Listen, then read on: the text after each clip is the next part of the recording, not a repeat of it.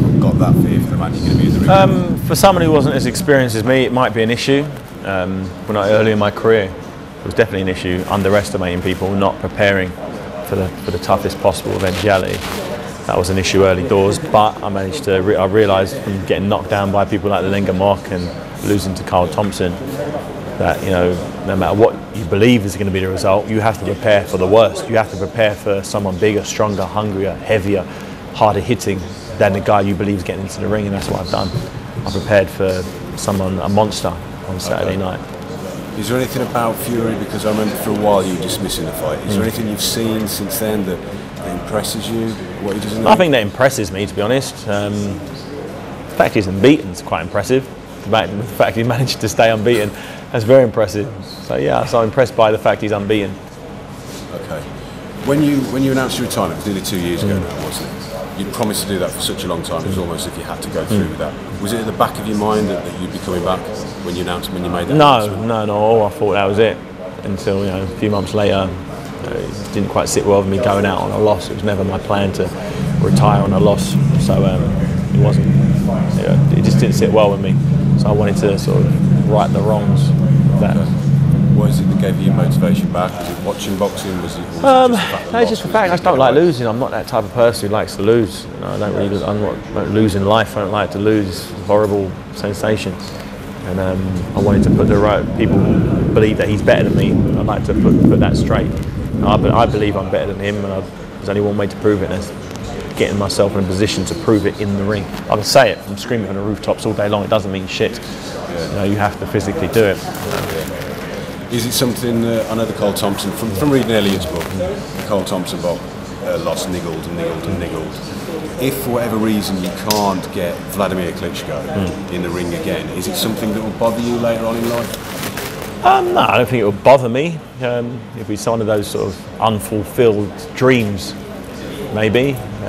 But you know, how many people out there wanted to be something or wanted to achieve something and didn't do it? And most of us, it's always, and it does every single person out there in the world have achieved every single thing they've ever aimed to do? Probably the answer is probably no. I've achieved most of the things. I said I wanted to be world heavyweight champion. I achieved that. But along the way, I was okay. I wanted to be the undisputed champion. Then on the way, I wanted to be the cruiserweight champion as well, the undisputed cruiserweight champion.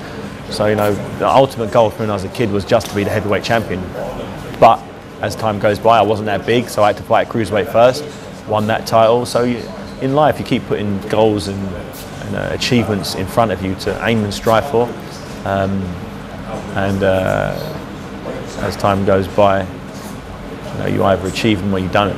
You know, even if I put a goal in front of me to do something, make a certain business, make X amount of money, I don't do that. It bugs me. I hate losing. I hate not achieving what I set out to do. And I set out to beat Vladimir, and I didn't do it. And I know why it didn't happen. And you know, if I had the opportunity to do it again, I believe I could right the wrongs. But I'd only get the opportunity. But whether I get the opportunity or not, I don't know. It's unknown. Okay.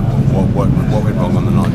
I would like to tell you, but if I tell you, then he might read this, and I don't really want to know. I don't really want to, you know, give too much about. I didn't box as well as I could have boxed. Okay, I think the bottom line is, he boxed out of his skin. I didn't. No, he did what he needed to do to win more rounds than me. I didn't, and that's the bottom line. But I could, if I'd done things differently, I believe I could reverse that decision, reverse that result.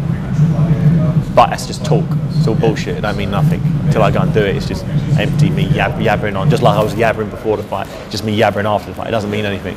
So that's the hunger I've got to prove it in the ring. Despite the loss to Klitschko, despite the early loss to Thompson, you've had a career better than 99.99% of boxers have put on gloves. Can you, if your career finished tomorrow, will you look back on it with pride? Yeah, without a doubt. Yeah, no doubt about it. You know, most people, I talk to people, and their whole dream was to be the British champion, and they never achieved that. Many boxers over the years, British boxers, they just wanted to win that, get that Lonsdale belt.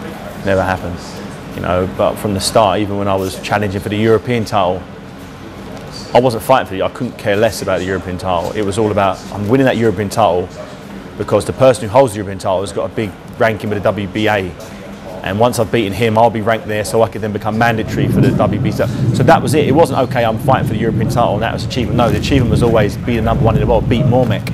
At the time, Mormek was #1, so, undisputed champion. So every one of the fights in the lead up to that was just a stepping stone to that. Whereas some people winning the European title, that's a great honour. You know, the people, you're in the record books forever. You've been European champion. That was a lot. Even when I won the belt, it's like, okay, I don't care less. I don't even know where that belt is now, to be honest.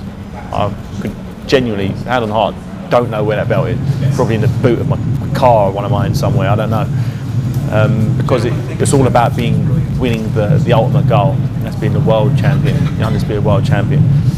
So looking back at my career, you know, I could look back and think, okay, I won the European title in 45 seconds, then defended it 3 times against 2 undefeated fighters. Guys I fought in the amateurs and had hard nights with in the amateurs. But then I went over to France and fought the very best and beat him. Didn't get paid fuck all for the fight, but I did it because it was a fight for the record books, and it would then catapult me up the rankings, catapult me, you know. Although it was a very low profile fight, and literally a few thousand people may have watched it on Setanta at the time, I didn't care. It wasn't about that. It wasn't about the money. It was about, you know, the record books, being the undisputed champion. No one gives a shit. I didn't get any articles, you know, in the papers. You know, I was squashed between a Ricky Hatton world title fight and a Joe Calzaghe world title fight. No one cared. Although it was a big achievement for me, in the big scheme of things, in boxing terms, no one knew, no one cared. But it didn't bother me because I knew it meant something, and I knew in years to come it would mean something, and it does. It still does. It's a big achievement for me in being a unified champion. You know, the only belt that wasn't on the line was, I think, was the IBF. But Mormek had the IBF, but he was stripped of it before I fought him. So he had all the belts. You know, then the one belt he didn't have was the WBO, which Macronelli had, and that's when it really started to come together in these big fights at the O2 Arena, with Enzo Macronelli unifying all the belts. And for me, that's a real big achievement from someone who, you know, lost to Carl Thompson, and people thought, he ain't got no heart, he's chinny, he's got no stamina, blah blah blah. Everybody ripped me, but you know, I didn't take any notice. I knew I had what it took to become the best in the world, and I proved it. And I've done the same at heavyweight. You know, I fought Nikolai Valuev after only 1 fight at heavyweight, Monty Barrett, then heavyweight title fight. People don't normally do that stuff. I did it and won the title, defended it twice, and went straight in there with the best in the world. Went in straight in there with Vladimir, trying to unify the belts within 2 fights. If you look how long the Klitschko's have held those belts, and just, you know, how long did Nikolai Valuev have the title, and why didn't they get together? Why didn't they try and unify? They weren't interested. They were just happy earning their money in Germany, defending the belts they had. Didn't want to take any risks. I just wanted to risk it. Come, let's do it. I don't need boxing forever. Let's just see how good I am. Tried it. Didn't work out. No, I believe I underachieved and I could do better. So that's why I'm still fighting. Is there any regrets when you look back on all that? Nah, none. No regrets whatsoever. Every decision I've made, everything I've done I've made it with a clear head at the time. In hindsight, I could have made a better decision. I could have done things differently, but you drive yourself mad looking at life like that. Okay, if I didn't park here, then my car wouldn't have got broken into, and then drive yourself. You do what you do. You parked it there because you thought it was a free parking spot, and it was convenient. You know, I don't regret anything I've done whatsoever. 10 years time, you'll be approaching 43 years old. What are you going to be doing? 100% won't be boxing, that's for sure. I don't know. Hopefully, I don't know. Hopefully I'll be happy. Yeah, just I think it's always yeah. Hopefully I'll be happy. Hopefully whatever I'm doing is making me smile, making me content, and not, you know, harming my body. You know, because I've abused my body over the years in training. When I say abuse, I mean hard training, pushing my body to the limit. You know, weight training. I've had so many injuries over the years. It's been absolute hell.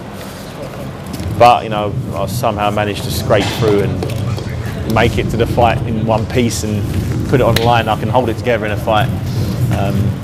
But it's just been hard. This has been the hardest preparation I've ever had. Adam has made sure that the intensity in the sparring far surpasses what it is in any of my fights. The sparring's been hard in any of my fights so far, and I've been doing it every other day.